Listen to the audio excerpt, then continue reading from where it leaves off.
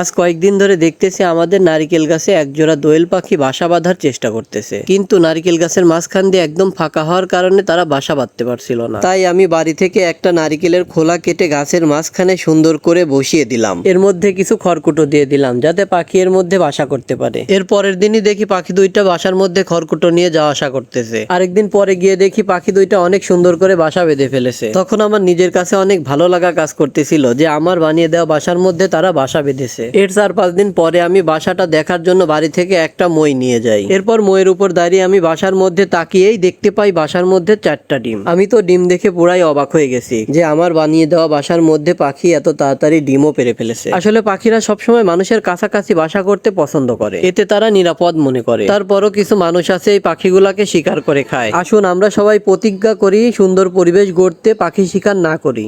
অনেকদিন পরে আমাদের বাড়ির পাখির বাসাটার আপডেট নিতে গেলাম, গিয়ে দেখি পাখি বাসায় বসে আছে। আমাকে দেখে পাখি বাসা থেকে বের হয়ে চলে গেল। তখন আমি বাড়ি থেকে একটা মই নিয়ে আসলাম বাসাটা দেখার জন্য। মইটা গাছের সাথে রেখে আমি মইয়ের উপরে দাঁড়িয়ে পাখির বাসায় তাকিয়ে দেখি, ওয়াও, আজকে পাখির বাসায় 5টা ডিম। গত কিছুদিন আগে আমরা দেখেছিলাম পাখির বাসায় 4টা ডিম। এরপরে হয়তো আর একটা ডিম পারছে। আসলে দোয়েল পাখি কয়টা ডিম পারে এটা আমার জানা নেই, আপনাদের জানা থাকলে কমেন্ট করে জানাবেন। আর এই ডিমগুলা ফুটে বাচ্চা বের হইতে হয়তো আরো কিছুদিন সময় লাগবে। ডিম থেকে বাচ্চা ফোটার পরে কয়টা বাচ্চা ফোটে সেটাও আপনাদেরকে আপডেট জানাবো।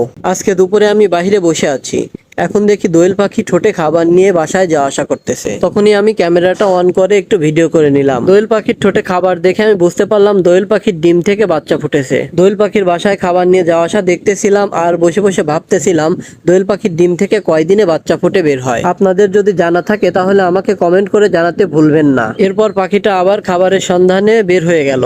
তখন আমি বাড়ি থেকে একটা মই নিয়ে আসলাম বাসাটা দেখার জন্য। মইয়ের উপর দাঁড়িয়ে আমি বাসার মধ্যে তাকিয়েই দেখতে পাই বাসা ভর্তি বাচ্চা। মাশাআল্লাহ, বাসা ভর্তি বাচ্চা দেখে আমার মনটা ভরে গেল। 5টা ডিমে 5টা বাচ্চাই বের হয়েছে। আলহামদুলিল্লাহ, বাচ্চাগুলা হয়তো 2-3 দিন আগে ডিম থেকে বের হয়েছে।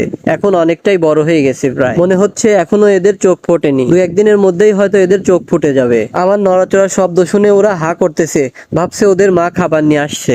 এখন আমি আপনাদেরকে দেখাবো দোয়েল পাখির বাচ্চাগুলা কত বড় হয়েছে। আলহামদুলিল্লাহ, দেখতে পাচ্ছেন দোয়েল পাখির বাচ্চাগুলো অনেক বড় হয়ে গেছে। দেখে বোঝাই যাচ্ছে না এগুলা বাচ্চা না বড় পাখি। 5টা বাচ্চাই অনেক সুস্থ আছে। আমাকে দেখে বাচ্চাগুলা একদম বাসার মধ্যে লুকিয়ে আছে, দেখে বোঝাই যাচ্ছে না যে এখানে পাখি আছে। দোয়েল পাখির একটা বিষয় আমার খুবই ভালো লাগলো, দেখতে পাচ্ছেন বাসাটা কত সুন্দর পরিষ্কার, কোনো বাচ্চার পটি নেই। কেন তা কি জানেন? দোয়েল পাখির মা বাবা যখন খাবার নিয়ে বাচ্চাদের খাওয়াইতে আসে তখন বাচ্চারা খাবার খাওয়ার পরে পটি করে, আর তখন দোয়েল পাখি ঠোঁট দিয়ে পটিগুলা ধরে নিয়ে অনেক দূরে নিয়ে যায়, ফেলে দিয়ে আসে।